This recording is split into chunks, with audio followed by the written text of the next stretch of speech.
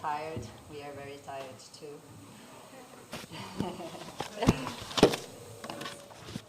And are you hearing on the microphone? Okay. And thanks for the opportunity to be here today too. So, is it going? Training for an expedition race. Adventure racing involves three main physical disciplines: trekking, mountain biking, and kayaking. We cover all types of terrain and have to work as a team for more than 100 hours non-stop. Are we here? Well, when preparing for an expedition race, most of the time we spend on the physical preparation, which needs months before the start. But we also need to develop technical skills, specific strategies, and also an emotional intelligence for every race. Even if you are not competing for a podium, being up to date with your physical training means less suffering, having more oxygen to make good decisions, especially in navigation, but also in relation to teams' emotions and efficiency. The replica sessions are the framework of our training program. They are a session that we progress until we'll be able to replicate most of the conditions of the race. These replica sessions should be demanding physically, mentally, and technically. It will grow in distance and complexity every third week, and these are the best opportunities to test our strategies, nutrition, hydration, and gear kit.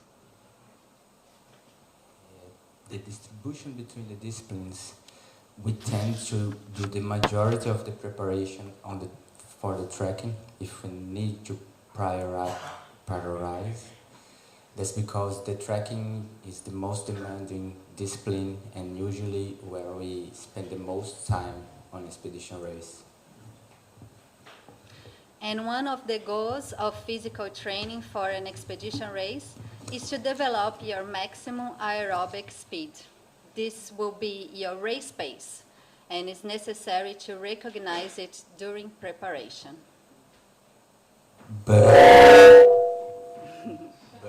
But also the high intensity training play a role on preparation. High intensity training will prepare us for the start of the race, for crucial sessions where any dispute where we need to increase intensity to reach a dark zone, to pass a cutoff of time, or even to use it in strategic moments. But that is a speed that is unsustainable for maintaining through several days. There is no ideal formula for physical training for adventure racing. It will depend on where you live, the routine you have, the time you have available for training, and we highly suggest that if you want to improve physically, you get a coach to organize your training program. Technical skills is, along with the physical preparation, we need to find the time to dedicate to develop the technical skills of each discipline. When trekking, look for rough cross-country terrain, alternating running with trekking, using trekking poles, progressing on riverbeds, scrambling, and carrying more weight. Training for the mountain bike legs, we need to develop specific downhill and uphill techniques. We need to ride single tracks, but we also might need to develop push bike skills to river crossing with the bikes, and why not develop the mechanical skills to deal with any issue. So come. In kayaking, develop the stroke technique to save energy and use larger muscle portions. Also, be able to paddle different kinds of boats, such as outrigger canoe, rafting, whitewater boats, stand-up paddle boards. And other disciplines that we might find we need to be prepared to, just like the rope skills that we need to develop, not only to physically be able to go through the rope sections, but to have the skill, the confidence to deal well with the gear and the height and the demands of this specific discipline. Often other disciplines also appear, such as swimming, roller skating, ice progression, climbing, so having some experience with different sports will always help. And the navigation skills that we need to develop through the preparation. Navigation may be the most demanding technical skill on expedition race. And in addition to have someone reading the map all the time, all the other team members can do an active role on navigation, like counting steps, measuring distance or direction, or the difference in altitude and elevation. So during preparation, we must practice measuring distance by counting steps according to each type of terrain. In our team, we divide the team into two main functions. One responsible for navigation and the other responsible for strategy. Navigators must be in the present moment, searching for the references. And strategies, is it working? Okay. And strategies evaluate the past, anticipate the future, and are aware of team's conditions at all the time.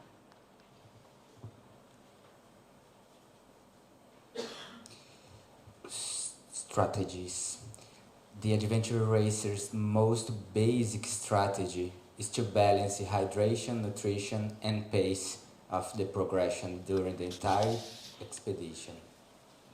These are the three most frequent actions on the course, and for this reason, where the most frequent mistakes are. As a result, we lose speed and performance. To race at the limits of our aerobic zone for several days, we need to train the food intake and the hydration in every condition. We need to train on very hot and very cold climates. We need to learn how to eat on mountain and flat terrain. We need to learn what and how to eat with sleep deprivation, under stress. Even different intensities will change our food intake. Finding your maximum caloric and fluid intake per hour should be one of the goals of the preparation. All training sessions are opportunities to train for different race situations. This will generate the confidence we need to race hard. High-intensity training is specifically important to work on a maximum intake. This will save your body fuel for the brain and help with all the decision-making and navigation on the race. With the competition approaching, we create a document that will bring together important information to be shared with the team. We have a template of this strategic document that we use as a base for all the race, but we need to update with the specific information for each new event. This planning covers everything we need in 5 topics. So the first is searching for information. How we do. Months prior to the race, we do research on where the race will take place to understand what the climate, the terrain, bodies of water for kayaking will be, past races from the organizers, maps used before. Number 2, very early on the preparation, we start the list of equipment, which for the adventure race is a long list. So we have a general list that indicates the equipment that's mandatory and specific for the race. Then third is the timeline. We create a spreadsheet with the logistical information, time of the day, the actions in each transition, the time we will spend in each transition, sleeping time, and the gear we will find in each box. Then we print and take the timeline with us in the course. This is the best way to monitor our progression and modify the plan when necessary. Planning nutrition is based on the information of the total distance and the type of discipline. And then only when we get the splits of the stage that we will divide these calories for each bag, for each stage. And finally, the fifth one is evaluation. We will record the first perceptions at the end of the competition, describing what happened stage by stage. This is the starting point for developing strategies and improve teamwork. Once you get this far in preparation, it's very likely that you and your team will be able to successfully complete an adventure race. From this point on, the next steps aim to improve teamwork and increase the team's performance. Specific strategies. As mentioned, evaluation is the starting point for developing specific strategy for your team. But it's only by analyzing the tracker that we will have access to accurate performance data. Many times during the journey, our perceptions are affected, and we rely on emotions and more than reality. When evaluating and assessing positive points, we will create procedures so that this becomes a strength of the team. And when assessing negative points, we create procedures so it can be avoided next time or can be resolved efficiently if it happens again. In our team, for example, we can mention some specific strategies that we have, like a system for plotting the maps that we have to change for this race, system to how to prevent and treat the blisters, how to optimize the transition and the stops along the course, how to progress efficiently on each discipline, and of course the sleep strategy. Having a mindset of anticipating any situation is success. So when to refill the water, choose the best routes, when to sleep. These strategies are particular to each team, as they are developed according to the profile of each athlete of the team. With our clients, strategy development is probably where we make the biggest impact on their preparation. The last stage when preparing for our expedition race is the development of emotional intelligence. During the race, all teams will make mistakes, working under sleep deprivation and stress. So it doesn't matter what the situation we are in, but our reaction to it. Adventure racing is a true lab for a personal development, as they bring an enormous social challenge.